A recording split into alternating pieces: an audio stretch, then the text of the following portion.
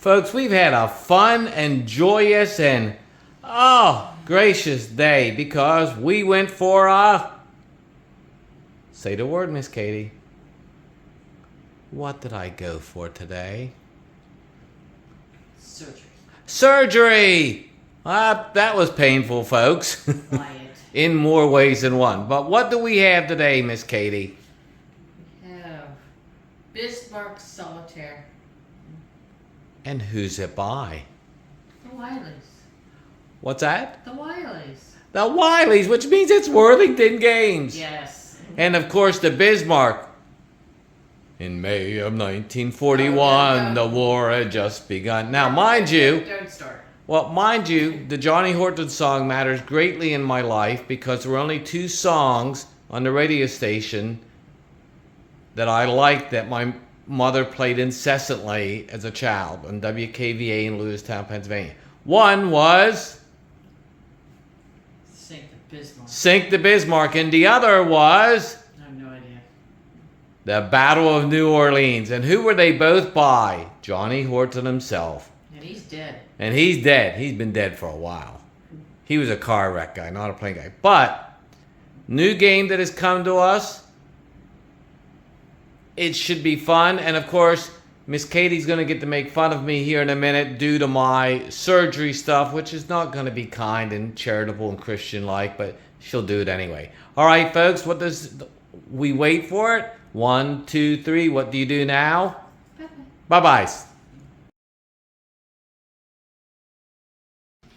All right, folks, you may hear the door close because Bandit, also known as Wide Ass in Miss Katie's world, laid down here. Now, I'm not talking about the game right off, but we will, of course. Bismarck, Solitaire, Worthington Games. But let's talk about the other stuff. Bubble wrap. Are we moving? No, because Miss Katie thinks I need to put bubble wrap around myself after today's surgery. This is why we've been a little late on some things recently because, well, we had to get our plantar, which got screwed up by the Army boots, but you know, lots of running, tanks, combat, yeah. So they had to snip my plantar on my left heel because we'd done every possible mitigation technique, you know, sprinkling chicken blood over it, dipping hamsters in chocolate and eating them, all the good things. Sacrificing a virgin. Sacrificing virgins, you know, we tried it. So, my gift from Miss Katie today was, because we went at 0-500 to have this done. You know, it is what it is. Now, next game comment. What will the next game comment be? I had some folks ping me and go, don't you think Worthington made this too simple? That, you know, it's really too simplistic. Well, let me answer you about wrongness at a different level. See my shirt? It's a shirt, right? I'm going to do something I seldom do, and that's turn my backs to you. It'll be slow so I don't step badly on my heel. Miss Katie, tell them what's wrong here. It's on backwards. It's on backwards because when I came out of the operating room and got dressed, I put it on backwards and didn't discover it till later and just haven't got around to changing it. So in response to those folks who think that this is too simple, well, I've answered you that I don't want to call you wrong, but then again, there's Monty Python, 2 wrongs don't make a right, but 3 do. Take it for what it's worth. I thought it was at first till I spent last night out at the pool looking hard at it because I kind of thought my first glance was I was unenthused by it. Became less than unenthused. But let's talk about first the book, Battle of the Atlantic. Doesn't do a great job on the Bismarck thing, doesn't spank anybody, the analysis on it is thin, and you got to ask yourself, why do you send out a large battleship with only a heavy cruiser with it? Okay, so you sink the hood. That's a 1-for-1. Not so modern and modernized battle cruiser for a brand new battleship. Cost benefit analysis, return on investment, force ratios, dumb. But let's talk about the overall, and then of course, you know, I will give you close-up details because everybody likes close-up details. What this is, as they say, command the pride of the German Navy in Bismarck solitaire. All you need, well, actually, the precise words, the only thing you must provide is 2 dice, a pen, and a sense of adventure. Yeah, you know, they could at least field assault spray in your face or something. But how many pages of rules are there, folks? 1, 2, 3, 4. And one of the 4 is designer notes and strategy. It's a pretty easy to follow, and of course, again, I admit that when I first looked at it, I didn't do very well. I thought it would be more intuitive than it was. It was pretty intuitive if you read the rules. And I didn't read the rules very well at first. Too deep into teaching when the Wiley sent this to me, and so I just said, well, you know, we'll get to it. Well, instead I decided, oh, we're going to get to this one because it looks fun. To the rules, see, 50%, you've got 100% of the rules. Okay, now, one thing I've always been enamored with, and they've got a detailed example play to people before I become remiss in my duties to show you that. So, what we have here, I like games with color-coded charts. When Brian Miller did that for his specific U.S. submarine game, I thought it was great to show you what varying points in the war, what possible Japanese tonnage was in an area, or the incidency of seeing something. So I like this. And you have a possibility of 16 different things coming up. Let me make sure I do the math right, Miss Katie. 4 times 4 is 16. So you've got a 6.6% chance of any one of these things happening. And of course, depending upon where your ship is, the Bismarck, the Prince Eugen, or your U-boat, a solitary U-boat, will define what possibly could happen here. Map, and each one of the scenarios, guess what? They're not all exactly the same, because you notice on this one, which I think is the training cruise, it is a training cruise. This one is purple because it is the event torpedo attack.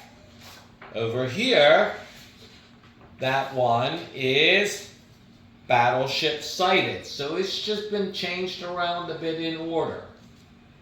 You may like that or you may not like that. I'm okay with it, you know. Think of it as a more robust, brighter, and bigger Minden game of a sort. The same sort of things that Gary Graber excels at Minden Games, and we've got the same thing here. And ships move possibly 3 squares at a time. Okay, but you'll see this up close here. Is a box, a square.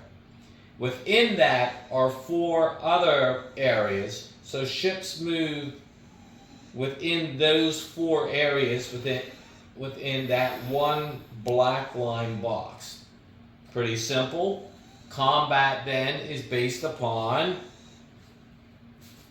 do the ships run into each other? And you also have battle tactics. We'll get into more detail on this, but I can say that after I finished my North African game that I just recently got out, an old SPI one.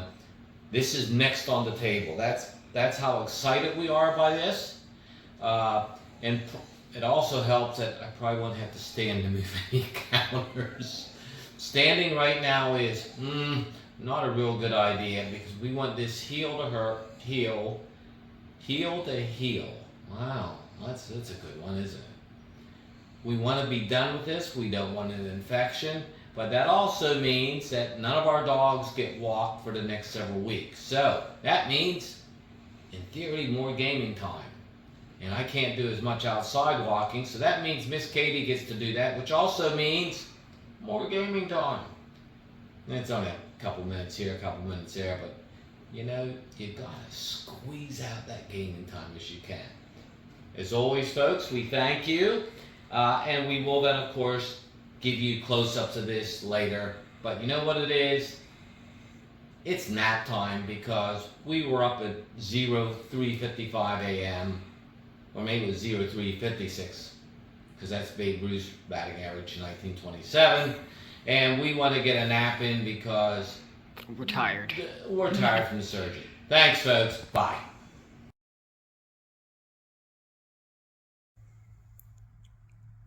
Folks, there's a little bit extra material I'm going to add here for the reading, and that is Germany and the Second World War, Volume 6-1, The Global War, and The War for the Seas, which is by Evan Maudsley. Very good book.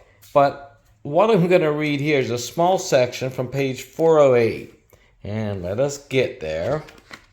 And this deals with the surface operations and, of course, with the Bismarck, Operation Rhine exercise. No attempt to reconstruct, understand, and interpret the course of Operation Rheinberg, the Atlantic operation to combat Group Bismarck Prince Eugen, from the German point of view is possible without an understanding of the officer responsible for conducting the operation, the fleet commander, Admiral Gunther Lutyens. If you're getting words like that, that tells you it's not a good thing. And in general, he gets slammed here, and Hitler himself didn't have high hopes for it, but in one sense, it almost, reading in between the lines here, that it's seen that the Bismarck is offered up almost as a sacrificial lamb to go ahead and give the head fake in a sense, so that it would detract or lessen the attention to the buildup along the Polish-Soviet border before Operation Barbarossa. So is the Bismarck kind of deliberately sacrificed? That's a good question. And the good fleet admiral didn't understand logistics and fueling very well, which then would come to haunt them when they got hit by the torpedo, lost enough fuel that they had to drop speed back, and therefore got intercepted by the biplanes, got the rudder jammed. So for the one of a nail or for the one of fuel oil? Again, got to recommend this book to you. It was a book that when I first saw it in Florida in 2019, I sniffed at and kvetched and told Miss Katie I would never own it. Well, we see how well that lasted. So, as always, folks, we thank you. We hope you have a good rest of your day. And our operation came out very well, and we're standing with very little pain. So that's all good. And do you like my fingers there? Thanks, folks. Bye. Hey, folks, we may have some other noise here because you may hear a dog panting, and Miss Katie may be bringing me in some tea, and you may be hearing me clump around with my special shoe on for my operation. So first thing you have to see, of course, is the Bismarck Solitaire book, right? But next, look at my childhood toy. I still have a destroyer, a red and blue destroyer. Is that not cool? We kept that all these years. Now, Bismarck book. We talked some about it. I would have been enamored with this if I saw this somewhere because of the game from Compass. Brian J. Miller's at the Pacific sub game, which escapes my memory again. But because of this in the background, same kind of charts, tell you where things were, probability of running into it or whoever, and so it would have been good. And hello, there's Petunia. So let's open this up now, because we've already played a training scenario, which we're going to pull. You can see right here, we're going to pull that out, so we've actually played it. We found the rules to be pretty complete, simple enough, and one good reading and being able to go back through it made it easy. And you know, the example play, spend a little time with it. It helps. I really didn't look at the important rules and concept till I actually started playing. Said, oh, I don't need this. Well, it's useful. But you gotta like this. You know, look. You got 16 possible events on any given scenario. And of course, this one is the one that I've played so far, the training cruise. And I'm going to come in close on the map, because you see you got your squares, but within, I call them grids. And I'm not, again, I apologize. I don't recall what they call them, but I call them, they have 4 grids within a square. Or maybe it's 4 squares within a grid. Well, however you want to do it. And for me, when I'm writing it up to myself, I go 1, 2, 3, 4 when I write it up for my game session report for movement. But here it is. Okay, training cruise. Your sequence of play, how to win, your turns at the bottom, rules to remember. Simply set out, people. And what do I like best about it? Well, if you're smart, you did what I do, and you've gone ahead, you take it to your computer, you do a copy of it, and that way then, you don't waste the book. You can keep using the same book over and over, because there are more than several scenarios in here, like here. All right, now that the ship is broken, let's look for some action. So now you're going to go to the shipping lane. So think of this as the Bismarck breaking out. And of course, you've got your battle tactics over here on the side. Possible things you can run into. If you run into convoys, hits on your U-boats, extra victory points, say like if you sink the Ark Royal. Because you notice that the Ark Royal is not down here. So if you sink one of the carriers, you get extra victory points, and that goes here. And a possibility, I guess, of getting a medal here. And Petunia, so if I get bumped here, that's because Petunia is, again, right here. One-eyed princess, right? Yeah. I think this is, I haven't looked at the Waterloo one yet, but folks, I really like this one. And we will put the video together so you can enjoy it. As always, we thank you, folks.